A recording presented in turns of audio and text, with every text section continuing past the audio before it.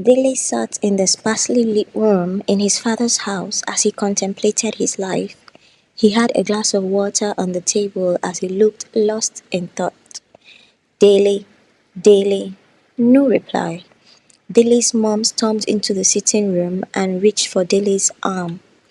Dilly, she called with emphasis as she pulled his arm. Dilly bolted to reality and almost dropped the glass cup he was sipping with. Why are you sneaking around, Mom? Dilly tried not to snap. Timo Bao Jue, if I slap you, it's you that will be sneaking around in your own house. Then what is it, Mom? Then what is it, Mom? She mimicked in a scornful manner. If you want to kill yourself, you'll have to kill me first, 'cause my mother didn't bury me, I buried her. What's even your problem? Is she the only girl in the world? I've told you times without number that emotional matters aren't do or die affairs. What do they even have that they are even discriminating, Seth? And that girl is not even Mom. Please leave her out of this. I'm not ready for another round of what exactly is happening here? Who is shouting? Pa Ajayi, the head of the house, walked into the heated argument between mother and son. Baba Dele, welcome, sir. Please tell this boy to go find somewhere else to give himself high blood pressure. It's not our portion in this house, and I will not stand and watch while you incur any health issues on yourself because of one so-called love. Pa Ajayi looked at Dele from beneath his glasses. Dele, why are you hurting yourself? Pa Ajayi spoke as he took a seat, shifting to the edge to avoid a pothole in the center of the seat.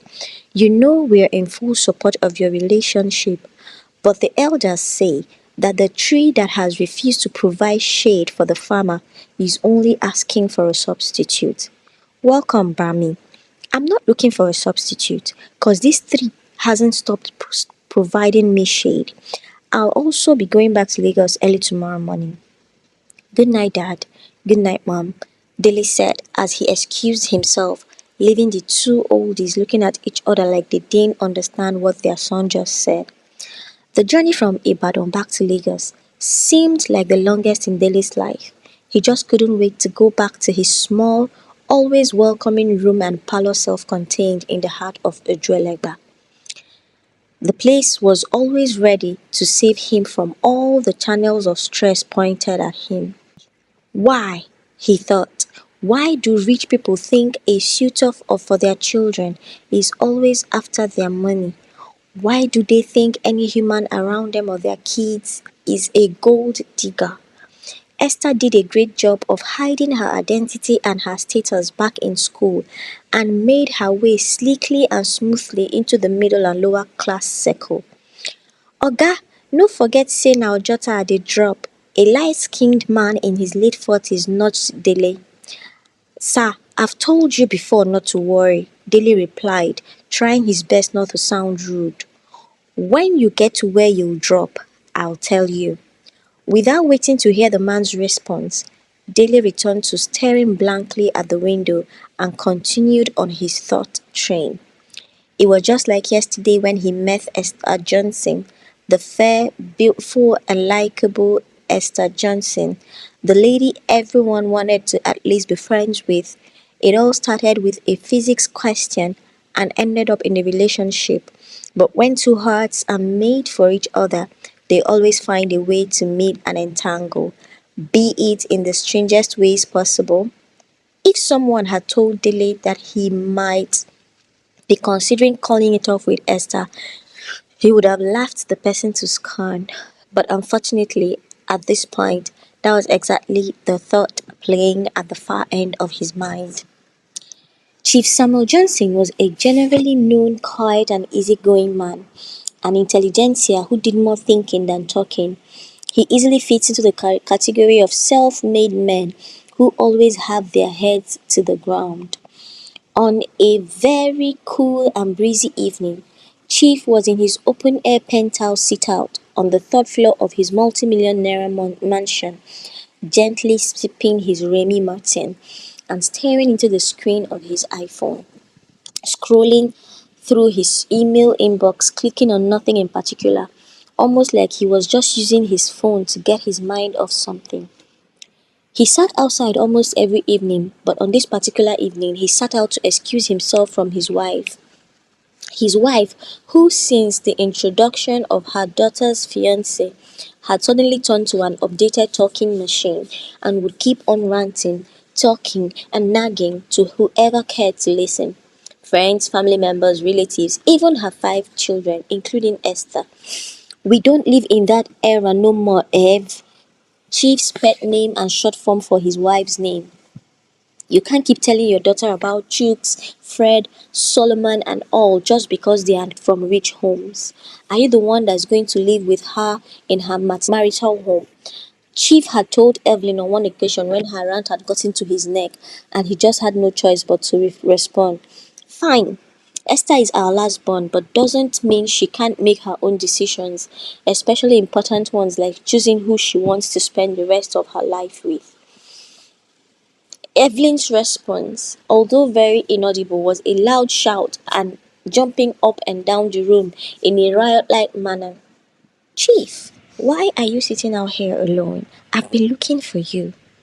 Evelyn, I wouldn't mind packing my stuff and starting to live here if you can't just stop talking about Esther and her fiancé's relationship.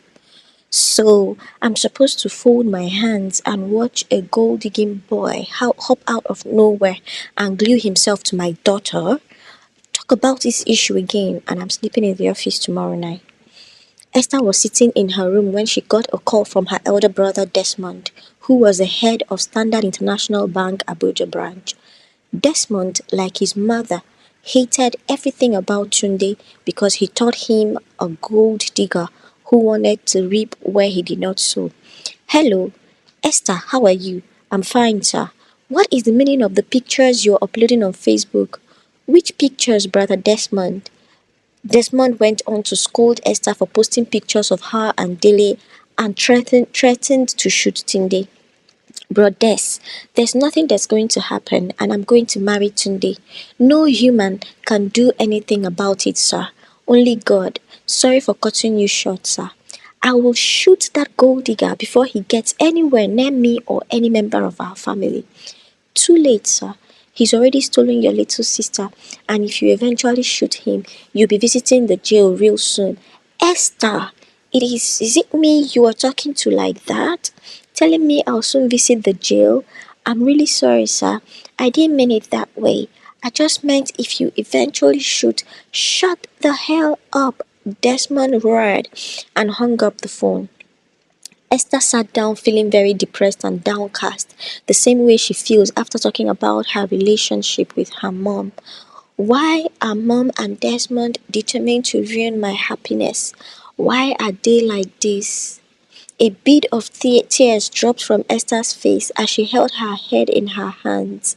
How on earth was she supposed to get her mom's blessing with all these commotions and misunderstandings? Even her sisters wouldn't support her. Esther was about to stand up when her phone rang. Hello, she said quickly, trying to wipe her face and sound as normal as possible. Babe, are you okay? Yes, I'm fine. Are you crying? No, not at all. How are you? And how's work? Work's fine. Esther, I've told you to stop doing this to yourself. Please leave all the worries and burdens to me. If we were not meant to be, there's nothing we can do about it. But if we were, there's nothing that can stop us, okay? Babe, are you there? Yes, I'm here. I just want to tell you that I have a plan. Picasso Bar was dimly lit as usual. Waitresses wriggling up and down, attending to customers. People sat in even numbers, twos, fours, and six, although some sat alone. The number of people coming in was almost twice as those who were going out, or so it seemed. At the right hand corner, 4 friends sat, looking like they were planning out an operation. Although everything seemed funky and all, one wouldn't have the slightest idea of what was being discussed. Which kind wahala you wan throw yourself put, Tunde? Dre, wetin you wan make I do now? They see me as shit in that family. I don't think I have a choice other than to make that decision. And if everything goes to plan, I won't. You won't what? Sean interrupted. So you're just going to abandon your life and run away with some girl into the sunset just like that? Do you really think this is a movie or some kind of story or something? Uche, the fourth person at the table, sat looking from one speaker to the other. I don't have much to say. Dre, you know I sometimes like to listen than talk. Sean, you're right. The girl's dad is probably going to find Dele and put a bullet in between his eyes and have cops rule it as suicide from emotional depression. But if you want to know what I have to say, then y'all need to wipe that smirks off your faces and listen to me. There must be a way to scrub this leech off our family, Desmond thought to himself, setting the glass of wine in his left hand on the table. I'm the one who's going to be looking after them when dad's gone. And if I make any wrong decision now or allow them to be foolish, it would only come back to haunt me. His phone rings. Hello. Yes, Desmond sounded as nonchalant as possible. Good evening, bro. I just wanted to apologize for the other day. I didn't mean to sound rude or anything. I just want you to see reasons with me. Okay. I know you have every right to be angry, but believe me, Tunde is the best thing that has happened to me. When I was in the uni, I didn't act like I had much. I rolled with average class girls, didn't wear expensive clothes, neither did I live in an extravagant lifestyle. I'm telling you so you know the kind of person Tunde is. People didn't know who I was back then, and when we met each other, I was only looking for someone to solve a physics question, and before I knew what was going on, we were. So, you mean he didn't know you came from a rich background before you started dating? Not in the slightest, brother. I kept my identity hidden because I didn't want to attract fake friends. So when did he know you came from a rich background? He didn't know until sometime after NYC when dad gave me a car for my birthday gift. Everyone has the wrong impression about this guy, and it's not only wrong on our relationship, it's wrong on his personality. All right. So what would you have me do? Chief, Chief. Chief Johnson got up from his comfy couch and made his way to the stairs without saying a word. He got to the lobby railings, looked down at his wife, and shook his head. Chief, I'm talking to you. Why are you not answering me? Chief grabbed a bottle of champagne and made his way to his penthouse sit-out. He had barely poured himself a glass before Mrs. Johnson drew a chair and sat down. What do you mean by you're going to invite that boy over and set him up? You heard me, woman, and that's my final decision. Chief Johnson's decision to set Tunde up sounded like it would be achieved with one of his wife's kidneys, and she had to fight tooth and nail against anything like that. Do you want your daughter to get married to an unemployed graduate or to someone of a good class and family background? Well, he is employed. He works with a construction firm in Apapa. That isn't enough justification to set him up or connect him to any of your friends. You don't even know that boy. Chief Johnson looked at his wife straight in the eyes and for a second thought to himself how on earth he missed this bitter and bitchy part of her all these years. Even if he was a random stranger, he could decide to just help him get a better life and he would expect his wife to support it. Listen, I'm going to help him whether he marries my daughter or not. Why do you hate the boy so much anyway? So even after Desmond told you everything Esther told him, you still wouldn't let the poor boy be. Chief Johnson made the question rhetorical by pulling out his phone and dialing some numbers. He called his friend who was the CEO of Stratnum Global Constructions Company and asked if they had a vacancy in their place of work, to which his response was no, and he begged him to please reach out to him if he had any vacancy for a civil engineer. The line went dead, and Chief Johnson continued his half-downed champagne without a word to his wife. Evelyn swung the chair back. jumped up and walked hurriedly back inside, grumbling and mumbling as she went. She got to her room, picked up her phone, hit some numbers, and pressed the green button. I'm going to teach this dog that he's barking up the very wrong tree, she said as she waited for the line to go active.